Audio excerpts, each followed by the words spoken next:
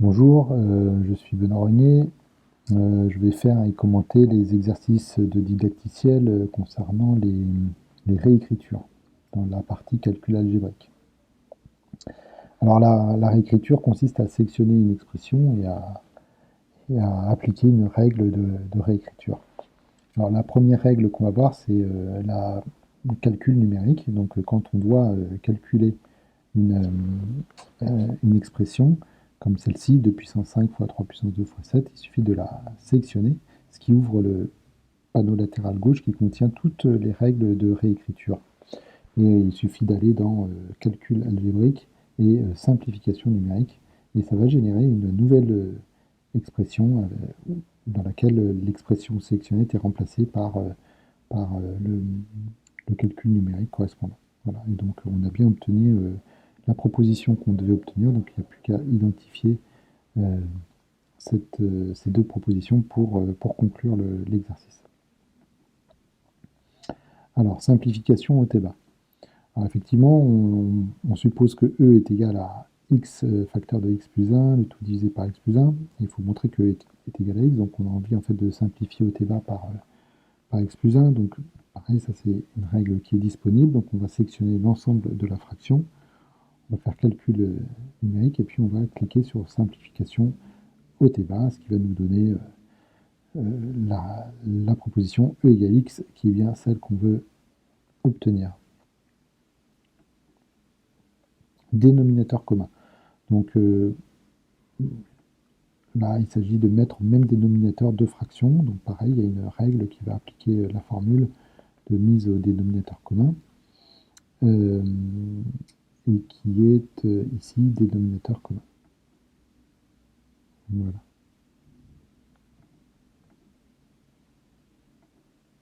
Commutativité. Alors ici, on va essayer d'obtenir la proposition 2 à partir de la proposition 1 en utilisant la commutativité de la multiplication.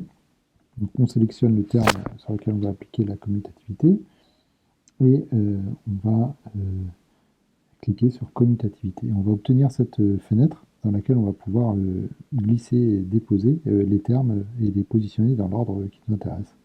Voilà, ici l'ordre qui nous intéresse c'est x plus 1, facteur de x plus 2, facteur de x plus 3. Et on a bien obtenu la proposition qu'on voulait obtenir.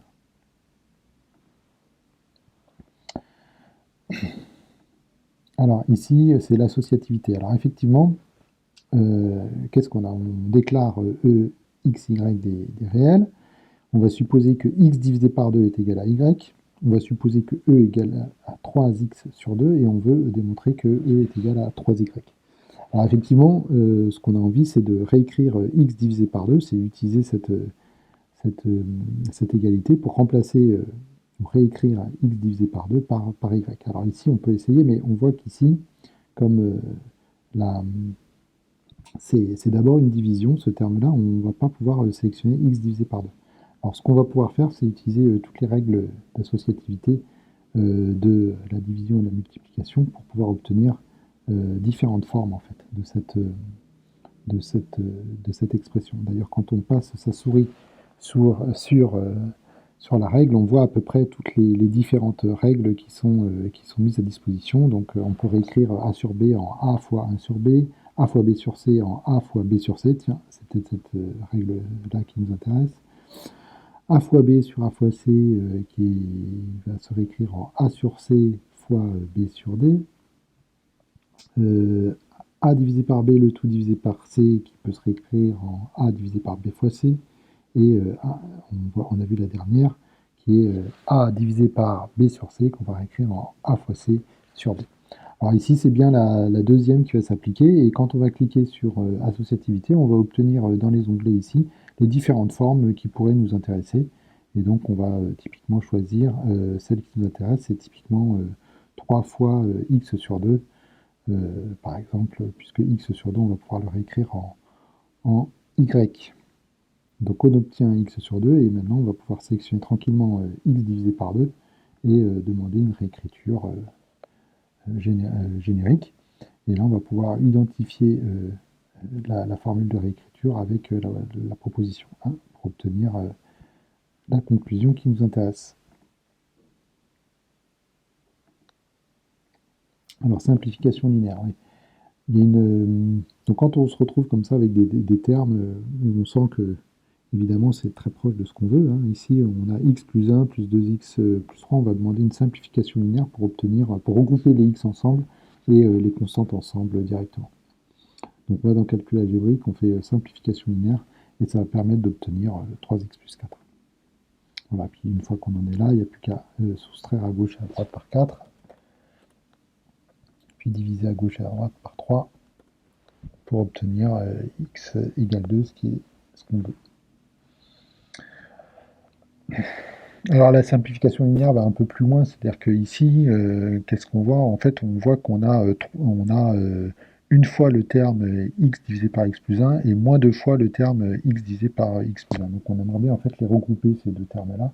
Et puis, quant aux constantes, 2 plus 1, c'est 3. Donc on va voir que la simplification linéaire marche aussi sur ce genre de termes et nous permet d'obtenir assez directement ce qu'on a envie d'avoir.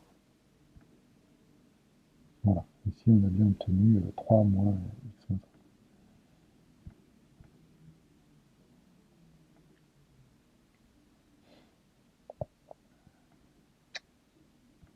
Alors la simplification linéaire va se faire par rapport à une des variables de l'expression. Donc ici on est sur une expression qui contient plusieurs variables, x et y.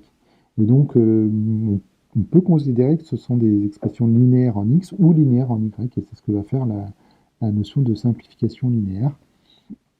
Ici on voit que elle a considéré, cette règle a commencé par considérer qu'il s'agissait d'une expression en y, et donc elle a factorisé par tous les termes qu'il y avait en y. Mais nous, en fait, on sait que c'est plutôt on a envie de considérer ça comme une expression linéaire en x, ce qui va être donné dans la deuxième onglet. Alors, il y a d'autres onglets qui vont donner d'autres formes, mais la forme qui nous intéresse, ça va être ici celle-ci.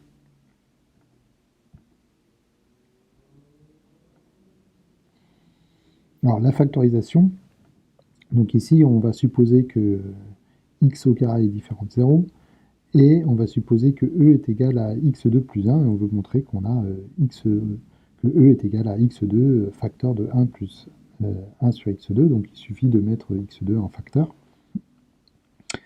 Mais pour ça, il va falloir comme hypothèse que x2 au carré est bien différent de 0. Bon, ça tombe bien, c'est bien ce qu'on a ici. Donc pour factoriser, il suffit de sélectionner x2 plus 1 et d'invoquer la règle de factorisation.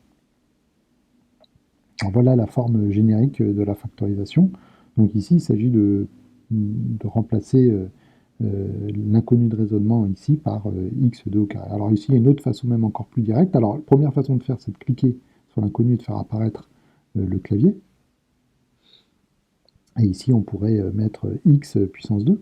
Ça marcherait, on ferait entrer et on obtiendrait bien ce qu'on veut. L'autre façon de faire, c'est de simplement directement identifier par exemple cette proposition avec la proposition 1 ici pour obtenir la résolution de l'inconnu de raisonnement par x au carré et d'appliquer. Et voilà.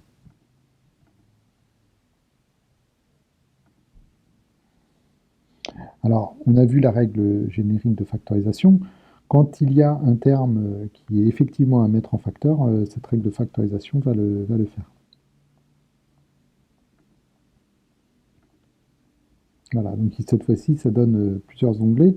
Le premier onglet où la règle a détecté que x plus 1 était bien en facteur, et le deuxième onglet qui est la règle générique de factorisation, qui pourrait tout à fait être nécessaire dans certains cas.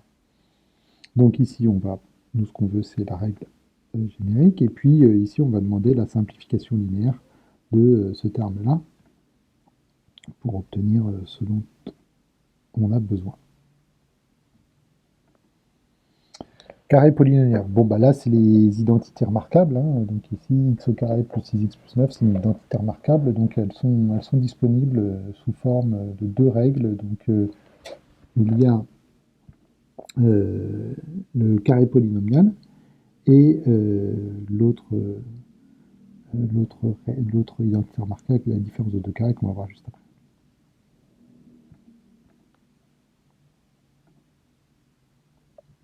voilà, ici on a bien une différence de 2 carrés. Donc si on dit, si on demande différence de carré, donc là, la règle reconnaît que 4 est bien un carré.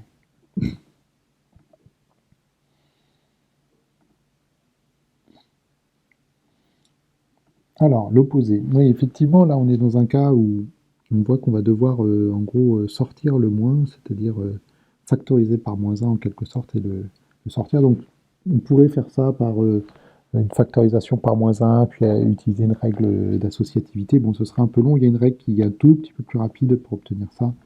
C'est quelque chose qu'on a souvent besoin qui s'appelle l'opposé. Donc là, vous pouvez voir les différentes formes de la notion d'opposé.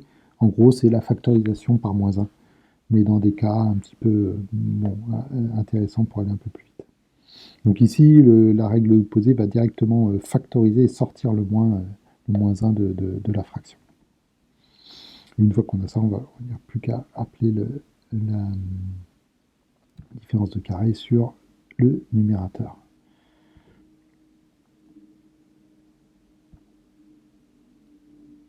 Alors, le développement maintenant. Donc, quand on a une expression qui est un produit, on va pouvoir demander le développement de cette expression. Donc, il y a plusieurs façons d'arranger les termes. Donc, bon, ici, c'est celle qui nous intéresse. Donc, voilà, il n'y a pas beaucoup d'autres formes de procès. Donc, voilà, le développement est également possible.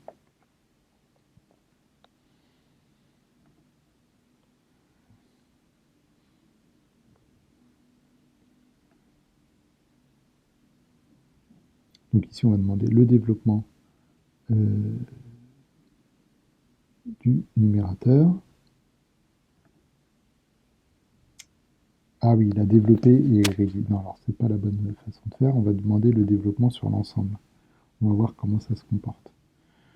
Oui, c'est ça. C'est-à-dire qu'en fait, la fraction est aussi, comme la multiplication, c'est aussi propice au développement. Donc en fait, ce qu'on a demandé, c'est le développement de 1 sur x plus 4 sur l'ensemble des termes qui sont à l'intérieur. Et on a bien obtenu 2x sur x plus 4 plus un autre terme à côté. Donc ici, il n'y a plus qu'à invoquer la simplification au Théba pour obtenir ce qu'on veut. Alors, addition, soustraction. Alors ici, on va voir que on peut faire appel à des lemmes de réécriture qui sont dans les exercices. Donc il y a pas mal de lemmes de réécriture. Regardez, il y a tous les exercices en fait qui sont là sont des lemmes de réécriture.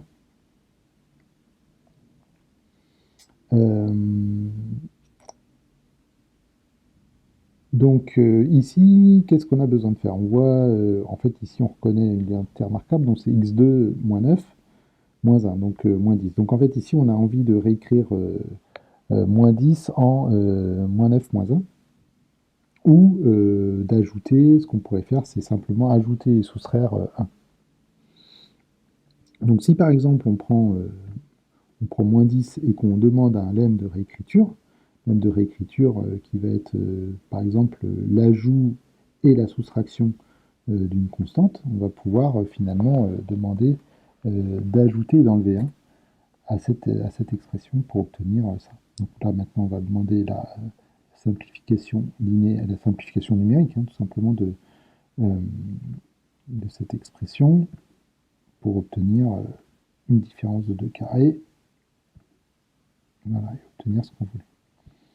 Donc voilà, donc effectivement, il y a beaucoup de règles disponibles, donc c'est intéressant, enfin il est important, pour aller vite dans certains calculs, d'avoir une bonne cartographie mentale de tous les lemmes de réécriture disponibles, et sachant que chaque lemme de réécriture fait l'objet d'un exercice.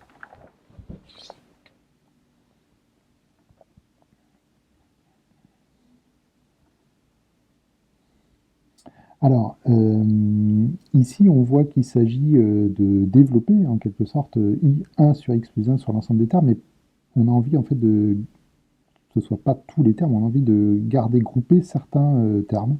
Donc, notamment, on a envie de garder groupés 2x plus 3 et x moins 1. Donc, pour faire ça, on sélectionne 2x plus 3 et on va cliquer sur grouper. Et on voit que ça va avoir pour effet de mettre de laisser cette zone bleue foncée sur le terme qui est groupé.